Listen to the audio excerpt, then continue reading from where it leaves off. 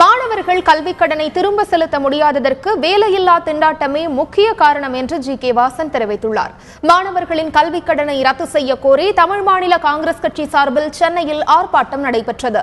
இதில் கலந்து கொண்டு பேசிய வாசன், தேர்தலின் போது மாணவர்களுக்காக அறிவிக்கப்பட்ட திட்டங்கள் எதுவும் நிறைவேற்றப்படவில்லை என குற்றம் சாட்டினார்.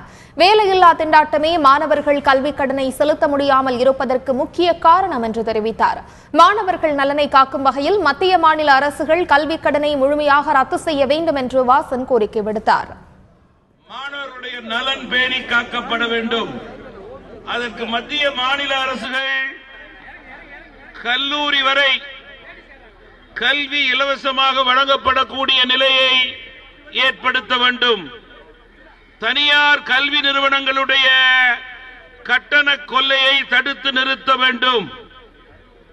கல்வி நிலையங்களிலே படிக்கின்ற மாணவ மாணவிகளுடைய கல்வி கடன் முழுவதையும் அரசு தள்ளுபடி செய்திட வேண்டும் அல்லது அரசே ஏற்றுக்கொள்ள வேண்டும்.